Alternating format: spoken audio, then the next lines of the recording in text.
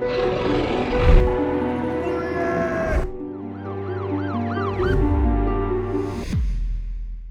1991, Ted Ford from Lane Cove, Sydney, was a retired executive and was still fit and active and not ready to put his feet up. Ted claimed that he'd always had a fascination with the afterlife and whether it really existed. He became interested in psychic phenomena way back in 1933 when he was a young man and decided to attend a seance with a friend. Unfortunately, he was not impressed by what he had seen, but he was not deterred and a year later decided to attend another seance. On this occasion, an entity came through and mentioned a late relative of his who wore a red cloak and wig on his head. Ted was taken aback because nobody at the seance knew that his grandfather had been a Chief Justice in England, and from that moment he knew he was on the right track. After the positive response at the second seance, Ted claims that it started to get numerous experiences with the unseen, and also started getting out-of-body experiences.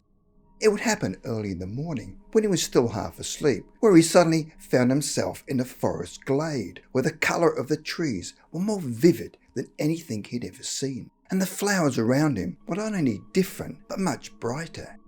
He then felt a hand on his shoulder and sensed it was his father, who had died when he was only 11. He then heard a voice that said, "We must have time to get him back," while at the same time he felt a cord playing on the back of his head, followed by a rushing sensation. He was then floating above his body and couldn't move, and he thought he was dead. He was not only terrified but paralysed. Then all of a sudden there was a snap and he found himself back in bed and safe. He was certain it was not a dream, as it was too real. Ted would have that experience 4 more times, and one of them was when he was sick in hospital. On that occasion, he was back in the forest glade that was as beautiful as the others, and on this occasion he could feel the grass that was softer than he'd ever felt, and between the trees was a golden light. Ted said he felt drawn to the light, and as he got closer, the trees closed and formed a kind of net that stopped him progressing any further. He'd had the strangest feeling that he'd just been given a glimpse of the future, but it was not yet his time. He then felt the usual snap and was back in his hospital bed.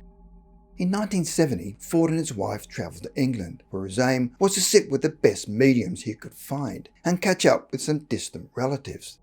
Before leaving, he wrote to a Midlands bank to ask for assistance, as some members of his family had lived in that part of England.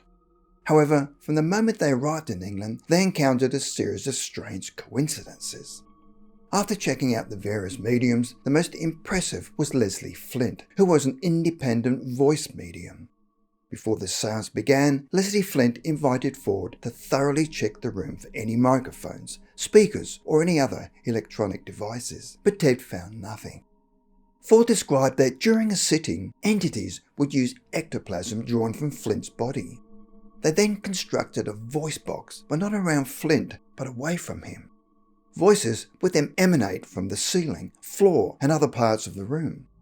None of the voices sounded like Leslie Flint, and the voices were all different from one another. The voices would occasionally talk with Flint, unlike other mediums, and Leslie Flint remained conscious throughout the seance.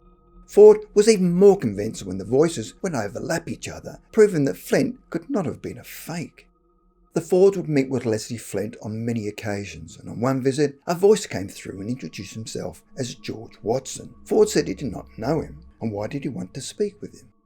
The voice said that he'd come to provide him with proof, and said that he was going to meet an aunt, and she will explain everything. But Ford told him that all his aunts were now dead. However, a few days later, he received a phone call from a bank manager in Bath. The manager said that a few copies of his letter had been sent out to many branches, and for some reason, a copy of his letter had landed in his tray a few days previously, and it was a lucky thing because it should have been filed a few days before. It just so happens that a retired employee was chatting with the manager when the manager picked up Ford's letter and asked the person whether he knew of any members of the Ford family in the area.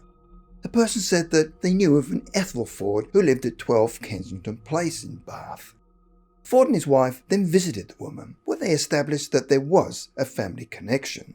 Ford then asked the woman whether she'd heard of a George Watson. Ethel Ford replied, "Of course, George Watson was my mother's father and your great-grandfather." Ford said that that side of his family was unknown to him, but her information, along with the entity at the seance, was absolute proof. At the next meeting with Leslie Flint, a spirit came through claiming to be his grandfather, Thomas Ford. Then Ford said that his father's name was Sir Theodore Ford, but the voice insisted he was Thomas. The voice suggested he speak to his aunt again and check where he was christened and check the church records for proof. Ford then revisited his Aunt Ethel, who was not aware that her father had a second name, Thomas, but knew that he'd been christened at St James Church in Piccadilly, London. Then Ford and his wife visited the church and, with the help of the rector, searched through the old records. They located the register and found an entry which said Thomas Theodore Ford, christened September the 20th, 1837. This was even further proof.